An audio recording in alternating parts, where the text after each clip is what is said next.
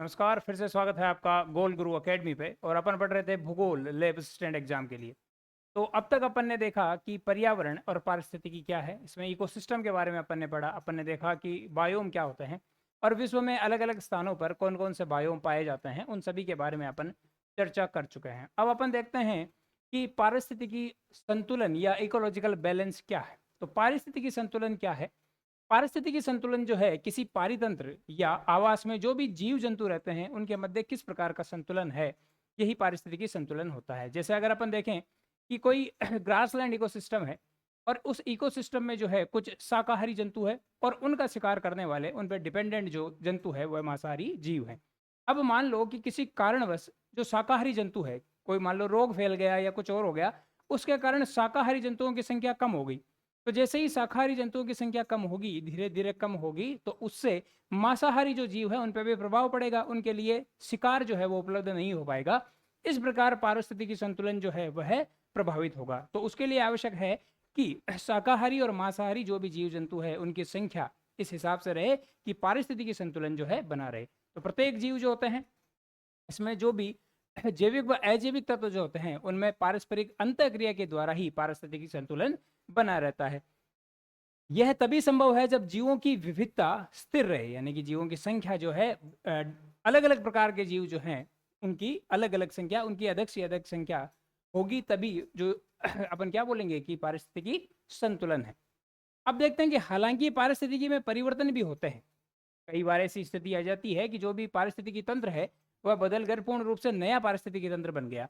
लेकिन ये कब बनता है? ये बनता है आमतौर पर प्राकृतिक अनुक्रमण के जरिए, धीरे धीरे और व्यवस्थित रूप में। अचानक से नहीं होती यह क्रिया। जब भी पारिस्थितिकी तंत्र में चेंज होता है, संतुलन में चेंज होता है, तो यह धीरे धीरे प्रक्रिया होती है। और यह प्राकृतिक अनुक्रमण प्रक्रिया कौन सी है? प्राकृतिक अनुक्रमण या नेचुरल सक्सेशन के जरिए होता है। तो अब देखते हैं प्राकृतिक अनुक्रमण है क्या। मान लो किसी ज्वालामुखी से जो है किसी द्वीप का निर्माण हुआ है, फिर क्या होगा? धीरे धीरे, पूर्ण रूप से पहले वहां कोई जमीन नहीं थी, ज्वालामुखी की क्रिया से कोई द्वीप बना है समुद्र में। अब इस द्वीप पर धीरे धीरे जो होंगे छोटे छोटे जीव जंतु विकसित होंगे। वो क्या करेंगे? उनके द्वारा तथा अन्य अपक्षय की प्रक्रिया के द्वारा चट्टाने जो है वह धीरे धीरे क्या होगा? उनका अपक्षय होगा और फिर मिट्टी का निर्माण होगा। जैसे ही मिट्टी का निर्माण होता है तो मिट्टी में रहने वाले जीव आ जाएंगे। फिर पेड़ पौधों का विकास होगा। पेड़ पौधों के बाद में उन पे जो भी डिपेंडेंट गाय भैंस बकरी हिरण जो भी हैं वह आ जाएंगे, और उसके बाद में उन पे डिपेंडेंट मांसाहारी जीव जो है वो आ जाएंगे। इस प्रकार जो है नेचुरल सक्सेशन या प्राकृतिक अनुक्रमण के द्वारा जो है क्या होता है? पारितंत्र में परिवर्तन होता है। अगला अपन देखते हैं संतुलन बनाए रखने में मदद। तो जो ये पारितंत्र में संतुलन है वह किस प्रकार होता है? कौन कौन से कारक है कि इस संतुलन को बनाए रखने में मदद करते हैं? पहला कारक जो होगा वो होगा प्रतिस्पर्धा। प्रतिस्पर्धा को अपन कैसे देखें संतुलन बनाए रखता है? प्रतिस्पर्धा, प्रतिस्पर्धा में ये मान लो कि कोई भी मान लो वन का क्षेत्र है, उसमें दो प्रकार के पौधे हैं, दोनों जो है प्रकाश, सूर्य के प्रकाश के लिए ऊपर वृद्धि करते जा रहे हैं। अब एक पौधा जो होगा वह दूसरे पौधे की तुलना में अगर अधिक ऊंचाई तक पहुंच जाएगा तो वो तो सर्वाइव कर जाएगा, उसको आसानी से जो है सूर्य का प्रकाश मिलेगा। फोटोसिंथेसिस की जो प्रक्रिया है, प्रकाश संश्लेषण की जो प्रक्रिया है, वह आसानी से कर पाएगा। और जो पौधा छोटा रह गया और उसको प्रकाश नहीं मिल पाया वह धीरे धीरे नष्ट हो जाएगा। तो इस प्रकार जो है प्रतिस्पर्धा चलती रहती है पारितंत्र में। अब अपन देखते हैं कि सहयोग, सहयोग की भावना भी होती है। एक दूसरे के सहयोग द्वारा भी पारिस्थितिकी संतुलन जो है बना रहता है। किस प्रकार से? अगर अपन बात करें तो मधुमक्खी और फूलों की बात करें तो क्या होती है कि मधुमक्खियां फूलों से पराग लेती है, मधुमक्खियों का काम हो गया। और ये किस प्रकार हेल्प करती है फूलों की? और बदले में परागण, जो फूलों का जो पोलिनेशन है, परागण है, उसको आसान बनाने का काम करती है मधुमक्खियां। तो एक दूसरे के काम आकर भी पारिस्थितिकी संतुलन रखा जा सकता है। तीसरा है जीवित रहने के लिए संघर्ष। तो निरंतर जीव जो है जीवित रहने के लिए संघर्ष करते रहते हैं, प्रयास करते हैं कि उस जो भी परिस्थितियां हैं उसके अनुकूल अपने आप को ढाला जाए। अगर बात करें तो पोलर बियर की बात करते हैं जो उत्तरी ध्रुवों पर पाए जाते हैं। तो पोलर ध्रुव में क्या है कि उनमें इस प्रकार से वो अपने आप को ढाल लेते हैं कि उस ठंड के मौसम में भी -डिग्री टेम्परेचर में भी खुद को रख पाते हैं। अगला जो है निर्भरता। तो जो कुछ प्रजातियां जो होती है भोजन व जीवन के लिए दूसरों पर निर्भर होती है। अब अगर बात करें शेर की, तो शेर जो है शाकाहारी जंतुओं पर, मेनली जो हिरण है उन पे ही निर्भर होता है अपने जीवन यापन के लिए। तो इस प्रकार इन चारों कारकों के माध्यम से जो है पारिस्थितिकी संतुलन बना रहता है। तो उदाहरण देखें तो घास के मैदान में, तो घास के मैदान में क्या होगा कि शाकाहारी जो भी जीव होंगे वह अधिक होंगे और उन पर निर्भर मांसाहारी जीव जो होंगे उनकी संख्या शाकाहारी जीवों की तुलना में कम होगी, और इस प्रकार इनके मध्य जो है संतुलन बना रहता है। संतुलन में बदलाव के कारण क्या क्या कारण हो सकते हैं? व्यवधान। व्यवधान करने वाला कौन है? व्यवधान, सबसे ज्यादा व्यवधान करने वाला मनुष्य ही है। मनुष्य ने मान लो कि खेती के लिए किसी कोई भी वन भूमि है उसको नष्ट कर दिया हो तो पूरा पारिस्थितिकी तंत्र जो है वह बिगड़ जाएगा। प्रतिस्पर्धा की बात करें तो कुछ ऐसे पेड़ पौधे होते हैं जो जब वो किसी क्षेत्र में उग जाते हैं तो अन्य पौधों को वो नुकसान पहुंचाते हैं, तो इस प्रकार प्रतिस्पर्धा के कारण भी पारितंत्र को नुकसान पहुंचता है। यह प्रक्रिया अनुक्रमण कहलाती है और वनों की मूल संरचना को बदल देती है, यानी कि पहले जो भी पौधों की प्रजातियां थी, जीव जंतुओं की जो भी प्रजातियां थी, उनके स्थान पर अब उनसे ज्यादा मजबूत दूसरी प्रजातियां आ जाए और उनको नष्ट कर दे पहले वाली प्रजातियों को, तो इसे ही पारिस्थितिकी अनुक्रमण बोला जाता है। अब देखते हैं पारिस्थितिकी असंतुलन के कारण क्या क्या हो सकते हैं कारण। तो पहला कारण जो है असंतुलन कैसे होगा, वह है नई प्रजातियों का आगमन। नई प्रजातियों के आगमन को अपन कैसे समझेंगे? अपन बात करते हैं ऑस्ट्रेलिया महाद्वीप की। ऑस्ट्रेलिया महाद्वीप में क्या हुआ कि सन 1500 से 1700 के आसपास तक जब उपनिवेश, ब्रिटिश उपनिवेश से वहाँ लोग आते थे जहाज़ों के माध्यम से, तो वह अपने साथ खरगोश को लेके आते थे। यूरोपीय खरगोश जो है वह कहाँ से? ब्रिटेन से अब पहुँच रहा है ऑस्ट्रेलिया में। अब ये खरगोश जो होते हैं इनकी प्रजनन क्षमता बहुत अधिक होती है। लगभग साल भर में एक खरगोश जो है वह 30 बच्चे पैदा कर सकता है। तो जिस क्षेत्र में कंगारू पाए जाते थे ऑस्ट्रेलिया के, उस क्षेत्र में अब खरगोशों की संख्या धीरे धीरे धीरे धीरे बढ़ने लगी। एक समय बाद यह स्थिति हो गई कि कंगारुओं के लिए जो भी घास थी और प्लस जो मिट्टी का कटाव है खरगोशों के कारण वह अत्यधिक होने लगा, और इससे कंगारू जो है, जो उनका नेचुरल हैबिटेट था, उसमें वह प्रभावित होने लगे तथा उनको भोजन, पानी, मेनली भोजन जो है, घास जो है उनके लिए अनुपलब्ध होने लगी। तो इस प्रकार जो है नई प्रजाति प्रवेश कर जाती है जब किसी पारिस्थितिकी तंत्र में, तो उससे पारिस्थितिकी संतुलन बिगड़ने का खतरा रहता है। दूसरा अगर अपन देखें तो प्राकृतिक आपदाएं, तो बहुत सारी प्राकृतिक आपदाएं होती है कि मान लो भूकंप आ गया हो, उससे प्रजातियां विनाश हो जाती है। अगर ज्वालामुखी फटना होता है तो उससे भी नुकसान पहुंचता है पारिस्थितिकी तंत्र को। एक अगर अपन बात करें जंगल में आग लगना, रिसेंट का एक उदाहरण है, 2019-20 के आसपास ऑस्ट्रेलिया महाद्वीप में भयंकर आग लगी, और उस आग के कारण ऑस्ट्रेलिया में एक जंतु था छोटा सा, कोआला जिसे बोला जाता था, उसकी संख्या बहुत अधिक प्रभावित हुई इसी प्राकृतिक विपदा के कारण। तो चलिए अपन देखते हैं कोआला किस प्रकार से होता है। यह जो जीव है इसका नाम है कोआला, तो बोला जाता है कोआला। जब 2019-20 में ऑस्ट्रेलिया में आग लगी तो इनकी संख्याओं में भारी गिरावट आई, जलकर इनकी मृत्यु हो गई। देखते हैं इस प्रकार से ये कोआला जो है जंगल में आग लगी हुई थी और ये अपने सर्वाइवल के लिए जो है प्रयास कर रहा था। तो दो कारण अपन ने देख लिए कि जिससे पारिस्थितिकी तंत्र प्रभावित होता है, संतुलन जो है प्रभावित होता है। पहला था कि नई प्रजातियों का आगमन और दूसरा था प्राकृतिक विपदाएं।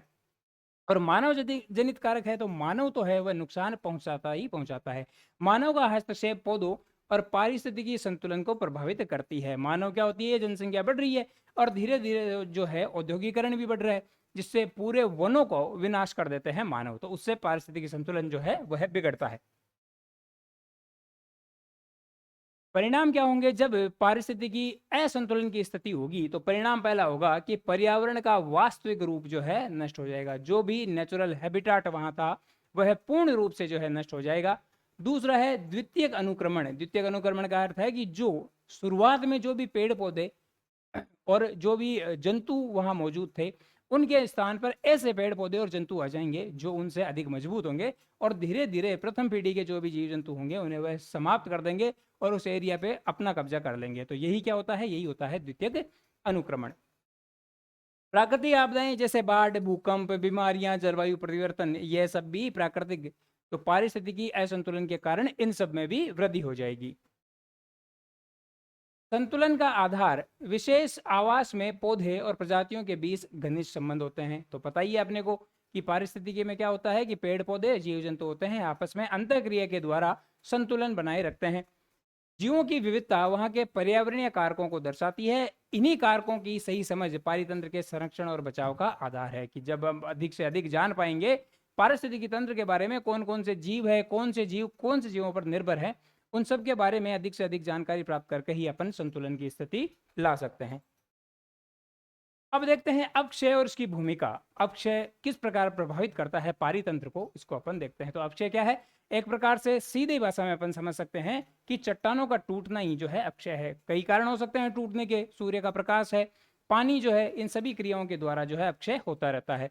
तो अक्षय पृथ्वी की सतह पर चट्टानों और खनिजों के प्राकृतिक शक्तियों द्वारा टूटने की प्रक्रिया जो है वह अक्षय कहलाती है। प्राकृतिक शक्तियां हो गई हवा, सूर्य का प्रकाश और पानी। अब अक्षय प्रवार, अक्षय से चट्टानें टूटी और टूटने के बाद में जो भी अवशेष बचता है उसे ही अपन क्या कहते हैं? उसे ही अपन बोलते हैं अक्षय प्रवार, या इसे वेदरिंग मेंटल भी बोला जाता है। अक्षय प्रवार वह ढीला और टूटा हुआ पदार्थ है जो अक्षय की प्रक्रिया से बनता है। यह क्यों आवश्यक है अक्षय प्रवार? भाई जब चट्टानें टूटेगी उनसे मिट्टी का निर्माण होगा। इसी मिट्टी में जो है छोटे छोटे सूक्ष्म जीव आएंगे और इसी मिट्टी के द्वारा जो है पौधे अपनी जड़ों को मजबूती प्रदान कर सकते हैं। और जो भी खनिज लवण वगैरह चाहिए इसी मिट्टी के जरिए ही पौधे प्राप्त करते हैं, खनिज लवण और जल। तो अक्षय प्रवाह जो है इसलिए आवश्यक भी है, जैव विविधता का मूल है। जैव विविधता जो है, जैव विविधता के लिए अक्षय प्रवाह का होना आवश्यक है। आगे देखते हैं कि कौन कौन से कारक हैं जिसके द्वारा अक्षय होता है। तो पहले अपन ने देख लिया सूर्य का प्रकाश। सूर्य के प्रकाश के द्वारा किस प्रकार अक्षय होता है? भाई दिन में जो है तापमान अधिक होता है। तापमान अधिक होने के कारण जैसे जैसे ताप मिलता है चट्टानों को, वो चट्टानें फैलती है। रात के समय पुनः क्या होता है कि तापमान कम हो जाता है और उससे चट्टानें वापस सिकुड़ने लगती है। तो इस प्रकार बार बार फैलाव और सिकुड़न के कारण एक समय बाद में जो है चट्टानें टूट जाती है तथा उनका अक्षय हो जाता है। दूसरा देखते हैं जल। तो कुछ चट्टानें ऐसी होती है जिनमें जल में घुलनशील खनिज पाए जाते हैं। जैसे मान लो कि कैल्शियम कार्बोनेट की चट्टानें हैं, जैसे ही उसमें जल का उनके साथ मिलन होगा तो वह धीरे धीरे चट्टानें टूट जाएगी और यही अक्षय की प्रक्रिया है। तीसरा अगर अपन देखें तो कुछ इस प्रकार से अक्षय होता है। ये जो है अलग अलग कारणों से चट्टानों का टूटना ही अक्षय है। अक्षय और जैव विविधता का संबंध अपन देखें तो जैव विविधता का आधार है। जो भी अक्षय प्रवाह प्राप्त होता है, वेदरिंग मेंटल प्राप्त होता है, वह जैव विविधता के लिए अत्यंत आवश्यक है, क्योंकि उसी से मिट्टी का निर्माण होता है और उसी मिट्टी के जरिए पेड़ पौधे जीव जंतु जो है अपना भोजन बनाते हैं।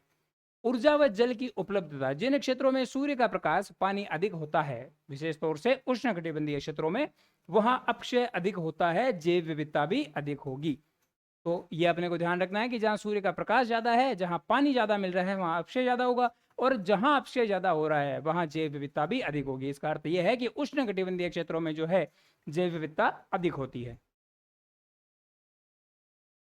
जैव विविधता का विकास। तो जैव विविधता का विकास देखें तो आज से अरबों वर्षों पूर्व से जो है जैव विविधता का विकास होता जा रहा है। आज हम जो जैव विविधता देखते हैं वह 2.5 से 3.5 अरब वर्षों का विकास का परिणाम है। लगातार धीरे धीरे जैव विविधता का विकास हो रहा है। वर्तमान में अगर देखें तो जैव विविधता का नुकसान हो रहा है। जैसे ही मानव पृथ्वी पर प्रकट हुआ उसके धीरे धीरे बाद जैव विविधता धीरे धीरे नष्ट हो रही है। लगभग 99% जैव विविधता को नुकसान हो चुका है। मानव से पहले का युग देखें तो वह जैव विविधता के लिए स्वर्णिम युग था। मानव का प्रभाव, मानव के आने के बाद कुछ प्रजातियां अत्यधिक उपयोग, ओवर एक्सप्लॉइटेशन के कारण जो है जैव विविधता तेजी से कम हुई और जिससे वह लुप्त हो गई, एक्सटिंक्ट हो गई। कुछ कुछ ऐसी प्रजातियां हैं जो पूर्व में हुआ करती थी लेकिन वर्तमान में जो है वह पूर्ण रूप से धरती से नष्ट हो चुकी है। जैव विविधता का पैमाना अगर देखें तो अनुमानित प्रजातियां मानी जाती है कि 20 लाख से 10 करोड़ के आसपास तक प्रजातियां हैं। लेकिन औसतन तौर पर अपन बोल सकते हैं कि पृथ्वी पर जो है लगभग 1 करोड़ के आसपास अलग अलग प्रजातियां विद्यमान है। खोज और वर्गीकरण, नई प्रजातियां लगातार खोजी जा रही है और कई वर्गीकरण अभी नहीं हुआ है। कुछ ऐसे अभी अगर अपन देखें तो समुद्र में कुछ ऐसी प्रजातियां मछलियों की अपने को मिल रही है जिनके बारे में अभी तक हम अनभिज्ञ हैं।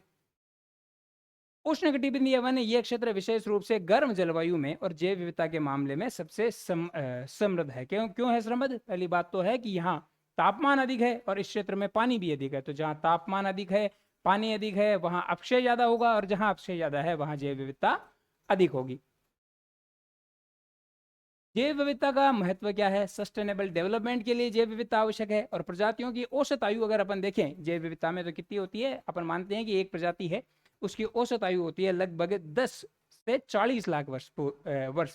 10 से 40 लाख वर्ष के आसपास तक एक प्रजाति पृथ्वी पर विद्यमान रहती है और इसके बाद में वह प्रजाति जो है वह विलुप्त होना शुरू हो जाती है। पृथ्वी पर अब तक लगभग 99% प्रजातियां जो है वह लुप्त हो चुकी है। इतनी प्रजातियां तो नष्ट हो चुकी है। कौन कौन से जो प्रजातियां हैं जो नष्ट हो चुकी है? पहले जो डायनासोर हुआ करते थे, वर्तमान में ये नहीं है, पूरी तरह विलुप्त हो चुके हैं, एक्सटिंक्ट हो चुके हैं। मैमथ जो है, हाथी के समान ही पहले मैमथ हुआ करते थे, इनके शरीर पर बहुत से बाल पाए जाते थे, तो वो भी अभी नष्ट हो चुके हैं। सेबरटूथ केट जो है, इस प्रकार की जंगली बिल्ली पाई जाती थी, बड़ी बिल्ली जंगली पाई जाती थी, वो अभी वर्तमान में नष्ट हो चुकी है। ऑस्ट्रेलिया में पाया जाता था तस्मानियन टाइगर, कुछ इस प्रकार का, वर्तमान में जो है वह पूरी तरह से विलुप्त हो चुका है। डोडो पक्षी है, वो अब नहीं दिखाई देता, विलुप्त हो चुका है। गोल्डन टोड जो है, जो सोने के कलर का जो मेंढक होता है, वो भी वर्तमान में नहीं है। तो इस प्रकार ये सारी प्रजातियां जो है वो धीरे धीरे नष्ट हो रही है। जैव विविधता का पैटर्न अगर देखें तो असमान वितरण है। जैव विविधता पृथ्वी के अलग अलग क्षेत्रों पर जो है अलग अलग है, कहीं अधिक पाई जाती है तो कहीं कम मिलती है। उष्ण कटिबंधीय क्षेत्रों में सर्वाधिक होती है, और जैसे अपन ध्रुवीय क्षेत्रों की ओर जाते हैं तो जैव विविधता भी धीरे धीरे कम होती जाती है। जैव विविधता है क्या? तो जैव विविधता दो शब्दों से बनी है। पहला कौन सा है? पहला है बायो। बायो का अर्थ हो जाएगा जीवन, और दूसरा हो गया डाइवर्सिटी। डाइवर्सिटी का अर्थ हो गया विविधता, यानी कि अलग अलग जीव जो है उनकी विविधता, जीवों की विविधता जो है, अलग अलग प्रकार के जीवों का पाया जाना ही जैव विविधता कहलाता है।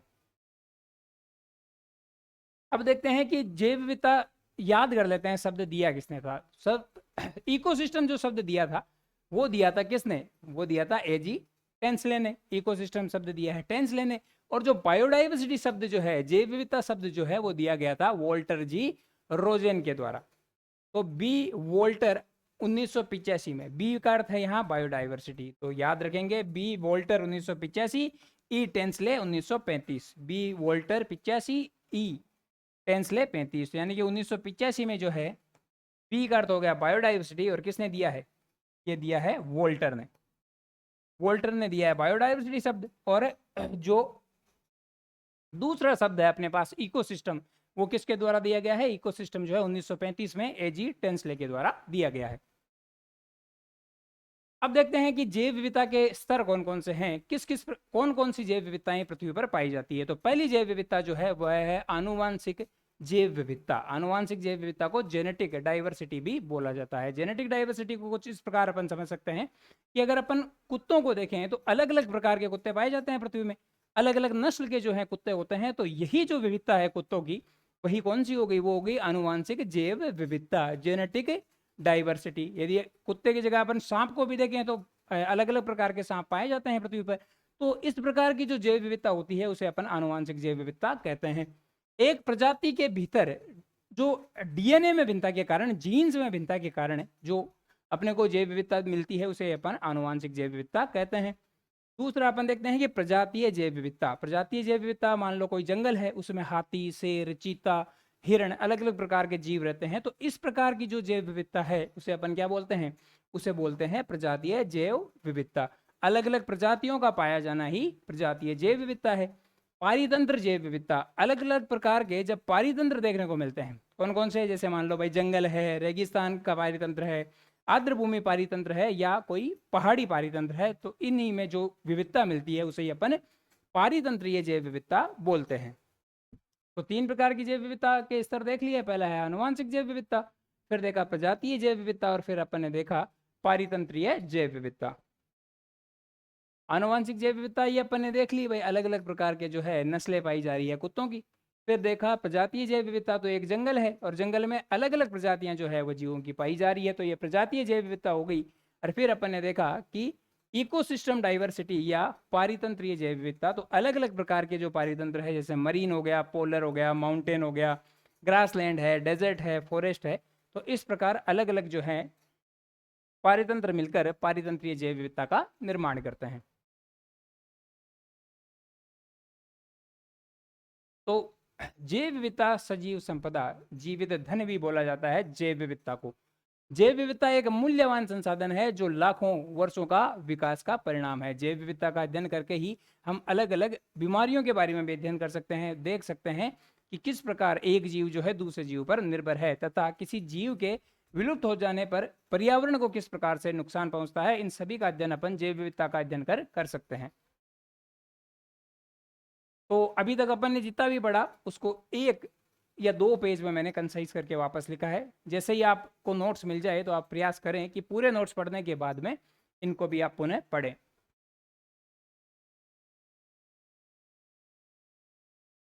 अब देखते हैं आनुवंशिक जैव विविधता को, फिर से देख लेते हैं। आनुवंशिक जैव विविधता वही है कि जीन में हेरफेर के कारण, जीन बदल जाने के कारण जो जैव विविधता होती है वही आनुवंशिक जैव विविधता होती है।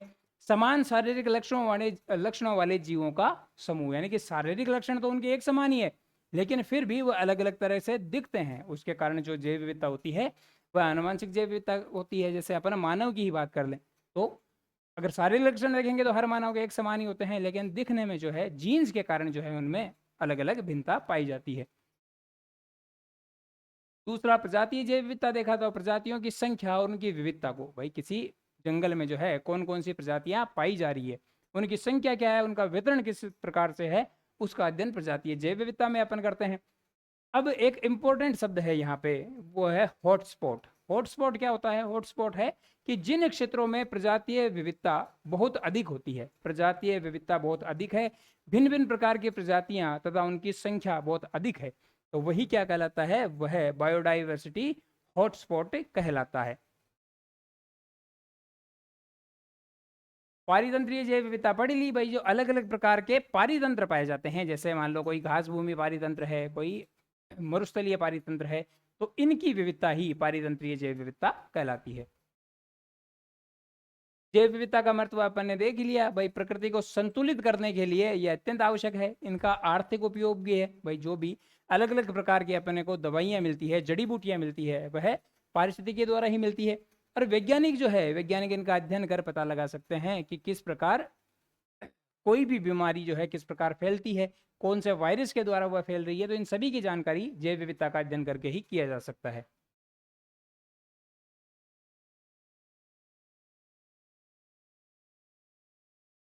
तो कौन कौन सी प्रक्रियाएं होती है जैव विविधता में, ये अपन पढ़ चुके हैं। पहले ऊर्जा ग्रहण करते हैं। ऊर्जा किस से ग्रहण करते हैं? मेन जो स्रोत है वह अपने पास है सूर्य। कार्बनिक पदार्थों का उत्पादन व विघटन होता है, किस प्रकार जीव जो है कार्बनिक पदार्थों को ग्रहण करता है और मृत्यु के बाद में जो है उसका वापस डिकम्पोजिशन होता है, विघटन होता है, पुनः वह कार्बन मिट्टी में मिल जाता है। जल एवं पोषक तत्वों का चक्र जो है, जल और जितने भी पोषक तत्व अपन ने पढ़े, फास्फोरस, नाइट्रोजन, इन सभी चक्रों के बारे में अपन चर्चा कर चुके हैं। वायुमंडलीय गैसों का स्थिर करना, वायुमंडलीय गैसें जो है एक रूप से दूसरे रूप में बदल जाती है तथा इनका स्थिरीकरण होता रहता है, और जलवायु नियंत्रण में भी इनकी भूमिका होती है। आगे अपन देखते हैं कि आर्थिक भूमिका, आर्थिक भूमिका का भी देख चुके हैं भाई, क्या क्या उपयोग है इसके। भोजन आसानी से उपलब्ध हो जाएगा, जितनी विविधता होगी उतने ही विविध प्रकार के भोजन मिल सकते हैं। औषधियाँ जो है, औषधियाँ भी अपने को जैव विविधता के कारण ही मिलेगी, और सौंदर्य प्रसाधन के जो भी साधन जो है, जो भी प्रोडक्ट्स चाहिए इनको बनाने के लिए, वो सभी अपने को वनों के द्वारा ही प्राप्त होता है, और जैव विविधता इसमें महत्वपूर्ण भूमिका निभाती है।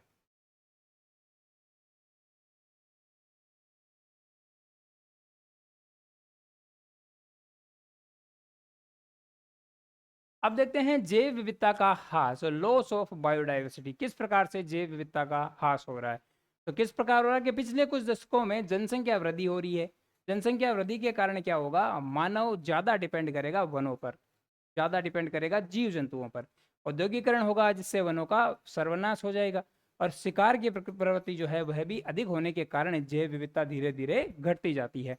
प्रजातियां व उनके आवास में तेजी से कमी आई है। अगर पूरा जंगल ही नष्ट हो जाएगा, मानव के द्वारा पूरा जंगल ही नष्ट कर दिया जाएगा, तो इन प्रजातियों के लिए जो रहने का स्थान है, उनका जो हैबिटाट है, वह भी पूरी तरह से नष्ट हो जाएगा। अब अपन देखते हैं कि जैव विविधता सर्वाधिक पाई कहाँ जाती है। तो अपन ने पढ़ा था भाई, उष्णकटिबंधीय क्षेत्र में पानी अधिक है, यहाँ पे सूर्य का ताप अधिक मिलता है, इसलिए जैव विविधता भी यहाँ अधिक होगी, क्योंकि यहाँ अपक्षय की प्रक्रिया अधिक होती है। तो विश्व का 1/4 क्षेत्र है, उष्णकटिबंधीय क्षेत्र जो है पूरे विश्व का 1/4% क्षेत्र है, लेकिन इसमें 3/4 जनसंख्या निवास करती है। संसाधनों का दोहन और वनोन्मूलन जो है सर्वाधिक, डिफोरेस्टेशन सर्वाधिक इसी क्षेत्र में हुआ है। यहाँ पृथ्वी की 50% प्रजातियां पाई जाती है। आवासों का विनाश पूरे जैव मंडल के लिए हानिकारक है। तो सर्वाधिक जैव विविधता वाला क्षेत्र कौन सा है? उष्णकटिबंधीय क्षेत्र। प्राकृतिक आपदाओं के द्वारा भी जैव विविधता का सर्वनाश होता है। अपन ने देखा भाई, जिस प्रकार से ऑस्ट्रेलिया में 2019-20 में आग लगी थी, तथा कोआला नामक जो प्रजाति थी वह विनाश के कगार पर पहुंच गई थी।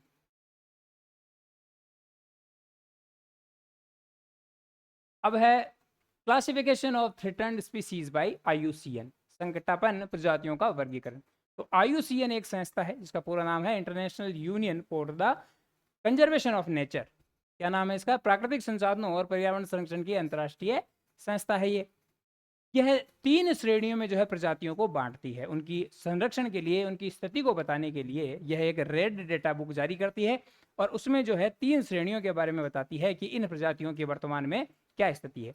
पहली जो इनकी श्रेणी होती है वह होती है इंडेंजर्ड स्पीसीज या संकटापन्न प्रजातियां। ऐसी प्रजातियां जो लुप्त होने के कगार पर है, उनकी संख्या 50 से 100 के बीच में ही है पूरे विश्व में। ऐसी प्रजातियां शामिल होती है संकटापन्न प्रजातियों में, इंडेंजर्ड स्पीसीज में। उदाहरण के लिए अपन देखें तो रेड पांडा जो है हिमालय क्षेत्र में भारत में पाया जाता था, वर्तमान में इनकी संख्या अत्यंत कम है।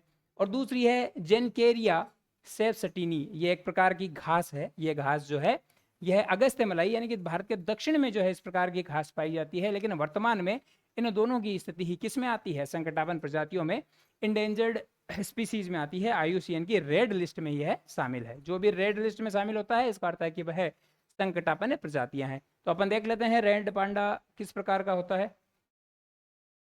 तो यह है रेड पांडा। अगर आपने बचपन में कोई कार्टून देखा होगा, जंगल बुक आता था, इसमें मोगली हुआ करता था। मोगली का एक फ्रेंड हुआ करता था छोटा सा, ये जो उसका फ्रेंड हुआ करता था, मित्र हुआ करता था, यही था रेड पांडा। अब देखते हैं दूसरी इनकी जो श्रेणी है वह है सुभेद्य प्रजातियां या वुलनरेबल स्पीसीज। ऐसी प्रजातियां जो अभी तो है, वर्तमान में तो संख्या पर है, अधिक संख्या में है, लेकिन अगर इन पे ध्यान नहीं दिया गया, इनका निरंतर शिकार होता रहा या अन्य किसी कारणों से इनकी संख्या कम होती रही, तो भविष्य में यह विलुप्त होने के कगार पर आ जाएंगे। तो उन सभी में शामिल जो भी प्रजातियां होती है उन्हें सुभेद्य प्रजातियां या वुलनरेबल स्पीसीज कहा जाता है। संरक्षण नहीं हुआ तो निकट भविष्य में लुप्त होने का खतरा है, संख्या बहुत कम है, जीवित रहना जो है अनिश्चित होता है। तो इस श्रेणी में कौन से आएंगे? इस पहली श्रेणी में अपन ने ले लिया रेड पांडा, हिमालय में पाया जाता है, और दूसरी एक प्रकार की घास ले ली। और सुभेद्य प्रजातियों में अपन देखेंगे वुलनरेबल कौन सा होगा? भारत में जो असम में भारतीय गेंडा पाया जाता है। इस प्रकार से असम का जो काजीरंगा नेशनल पार्क है उसमें गेंडा पाया जाता है, तो वो भी किस श्रेणी में आता है? वर्तमान में यह वुलनरेबल श्रेणी या सुभेद्य प्रजातियों में आता है। दुर्लभ प्रजातियों की अगर बात करें तो संख्या में बहुत कम, कुछ स्थानों पर सीमित या बड़े क्षेत्र में बिखरी हुई होती है, जैसे हम्बोश या डेकरेंस बेड। यह पश्चिमी घाट में पाए जाने वाला एक प्रकार का पौधा है, कुछ इस प्रकार का यह पौधा होता है। तो तीनों श्रेणियां अपन ने यहां देख ली।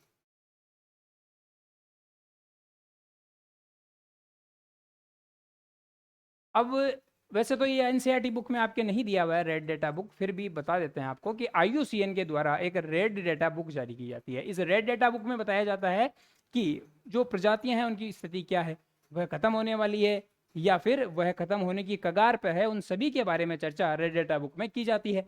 एक दस्तावेज या डाटाबेस है जिसमें विश्व की संकटाग्रस्त, लुप्त प्राय या संरक्षण की जरूरत वाली प्रजातियों की जानकारी संकलित इसमें होती है। यह प्रजातियों की संरक्षण की स्थिति को दर्शाता है, उनके लिए नीतियां बनाने में मदद करता है, और यह IUCN रेड लिस्ट के आधार पर तैयार किया जाता है। तो कुछ इस प्रकार की बुक होती है IUCN की, इसे बोला जाता है रेड डेटा बुक। इस बुक में जो है इतनी प्रकार की श्रेणियां होती है, विलुप्त है, जंगल में विलुप्त, अत्यंत संकटापन्न, सुभेद्य, तो इन सभी के बारे में लगभग 10 से 12 श्रेणियां होती है, उनके बारे में इसमें जानकारी होती है। तीसरा अपन देखते हैं कि अपन संरक्षण किस प्रकार से कर सकते हैं जैव विविधता का। तो जैव विविधता का संरक्षण जो है मानव अस्तित्व के लिए अत्यंत आवश्यक है। पर्यावरण पर प्रभाव क्या होता है कि प्रजातियों का संकट, पर्यावरण में गिरावट जो है, पर्यावरण भी धीरे धीरे नष्ट होने लग जाएगा अगर इन प्रजातियों का संरक्षण नहीं किया गया। तो जागरूकता, पर्यावरण मैत्री पद्धतियों और सतत पोषणीय विकास के द्वारा सस्टेनेबल डेवलपमेंट जब अपन करेंगे, यानी कि वर्तमान में जो भी संसाधन है उनका उपयोग तो करते ही है, लेकिन इस बात का भी अपन ध्यान रखें कि वह संसाधन अपने आगे आने वाली पीढ़ियों के लिए भी बच सके। स्थानीय भागीदारी, संरक्षण तभी लंबे समय तक संभव है जब स्थानीय समुदाय और व्यक्ति उसमें शामिल हो। स्थानीय स्तर पर अपन प्रयास करेंगे जीव जंतुओं को बचाने में, पेड़ पौधों की प्रजातियों को बचाने में, तभी ये जो है संतुलन की स्थिति आ पाएगी। संस्थागत संरचनाएं, स्थानीय स्तर पर संरक्षण के लिए ढांचे विकसित करने जरूरी है। चुनौती केवल प्रजातियां और आवासों की सुरक्षा ही नहीं, संरक्षण प्रक्रिया को जारी रखना भी अत्यंत आवश्यक है।